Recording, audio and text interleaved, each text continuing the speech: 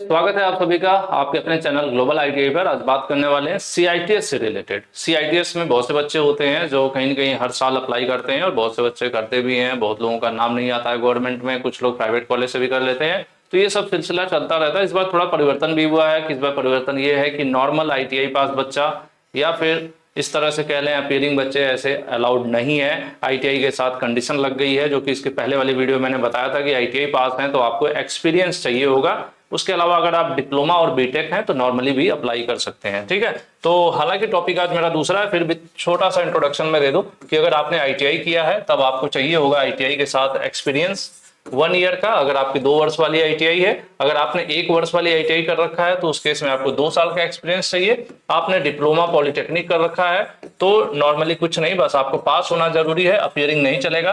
पास है तो आप अप्लाई कर सकते हैं। उसके बाद अगर आप बीटेक हैं तो सेम है, यहाँ पर डिप्लोमा बीटेक की सेम कहानी है कि कोई एक्सपीरियंस की जरूरत नहीं, सिर्फ पास होना जरूरी है, आप अप्लाई कर सकते हैं। सीआईटीएस होता क्या है, गवर्नमेंट आईटीआई में टीचर बनना चाहते हैं तो उसके लिए 1 वर्ष का ये कोर्स होता है। ठीक है, इसके लिए पूरे भारत में एक साथ एग्जाम होते हैं, ऑल इंडिया एंट्रेंस टेस्ट।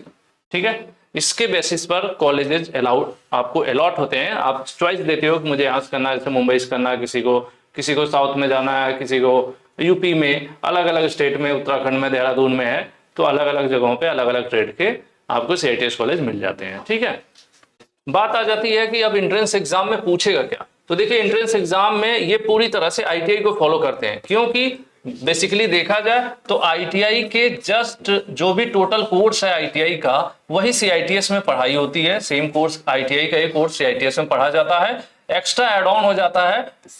पहले इसको ट्रेनिंग मेथोलॉजी अब कहते हैं, पहले इसका कुछ और नाम था। ठीक है, सब मिलाकर एक कह लीजिए कि ये सीखना कि पढ़ाया कैसे जाता है, तो एक ये यहाँ पर सब्जेक्ट एक्स्ट्रा ऐड होता है। बाकी जो है आईटीआई का ही वहां पर आपको पढ़ना होता है। आईटीआई की ट्रेड थ्योरी पढ़ना है, आईटीआई का वर्कशॉप कैलकुलेशन पढ़ना होता है, ड्राइंग, सब कुछ आईटीआई का चलता है। तो अब भले ही आप बीटेक किए हो, ठीक है, आप डिप्लोमा किए हैं, आप हायर क्वालिफिकेशन वाले हैं, तो आपको लग रहा होगा मैं क्या पढ़ूं। भले आप मैकेनिकल इलेक्ट्रिकल से हैं, लेकिन जब सीआईटीएस करने जाएंगे तो या तो आप फिटर में अप्लाई करोगे, है ना, फिटर ट्रेड में अप्लाई करोगे, या तो आप इलेक्ट्रिशियन ट्रेड में अप्लाई करोगे अगर आप इलेक्ट्रिकल के डिप्लोमा या बीटेक हो तो जिस भी ट्रेड में आप अप्लाई कर रहे हो उस ट्रेड का आईटीआई की ट्रेड थ्योरी आपको देख लेना है। और आईटीआई की ट्रेड थ्योरी के क्वेश्चन जो है 75% रहेंगे। अगर 100 क्वेश्चन रहता है तो 100 क्वेश्चन में 75% जो है आपके आईटीआई की जो ट्रेड थ्योरी, मतलब फिटर है तो फिटर थ्योरी, इलेक्ट्रिशियन में आप अप्लाई कर रहे हैं तो इलेक्ट्रिशियन थ्योरी, इस तरह से रहेगा। और ये जो 25% होता है, 25, अगर 100 में से 25 क्वेश्चन बच जाते हैं, ये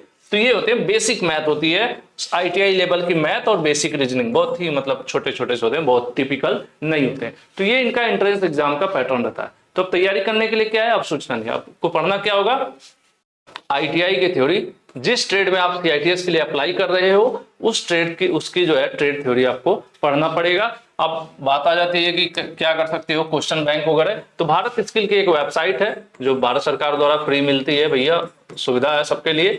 भारत स्किल की वेबसाइट पर आज जाकर वहां पर क्वेश्चन बैंक डाउनलोड कर सकते हैं ट्रेड से रिलेटेड। जिस ट्रेड में आप सीआईटीएस के लिए अप्लाई कर रहे हैं उस ट्रेड का क्वेश्चन बैंक एटलीस्ट कम से कम आपको देख लेना है, क्योंकि बहुत ज्यादा समय तो रहता नहीं है। बाकी फिर भी पहले से आप जो लोग पहले से आईटीआई में अपना पढ़े हैं, आईटीआई में आपने पढ़ा ही होगा, डिप्लोमा जब किए हैं तो पढ़े ही होंगे, तो जो कुछ आपने पढ़ा है कहीं कहीं उसी से रिलेटेड क्वेश्चन हो जाता है। बट ये आईटीआई लेवल का रहता है। अब डिप्लोमा में तो आपने बहुत सारी बुक्स पढ़ रखी है, लेकिन आईटीआई में सिर्फ एक बुक होती है। तो एग्जाम जो एंट्रेंस एग्जाम भी जो होता है ना, उसी लेवल का होता है, सिंपल आईटीआई लेवल का होता है।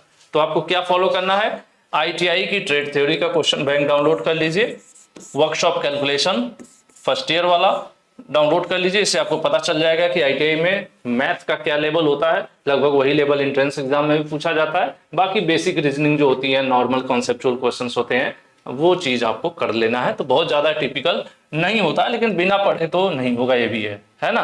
तो भाई आज के लिए इतना ही। कहीं न कहीं बच्चों के बीच कंफ्यूजन था तो मैंने सोचा बता दूं। मेन फोकस आपका कहाँ होना चाहिए, इस पर कि किस ट्रेड में आप अप्लाई कर रहे हो। जैसे जो हो सकता है कुछ लोग कंप्यूटर किसी ट्रेड में अप्लाई कर रहे हो तो उनको उस ट्रेड की थ्योरी पढ़ना पड़ेगा, है ना। तो ये चीज है। और आप बीटेक हो, डिप्लोमा हो, आईटीआई में फर्क नहीं पड़ता है, तैयारी आपको आईटीआई लेवल की थ्योरी से ही करना है। तो कई बार ऐसा होगा कि आप बीटेक हैं तो सोच रहे होंगे नहीं मैं तो सब पढ़ा हूँ, आप हो सकता है वो छोटी चीजें ना पढ़े जो आईटीआई में होता है। तो ये थोड़ा सा ध्यान देना है आप लोगों को।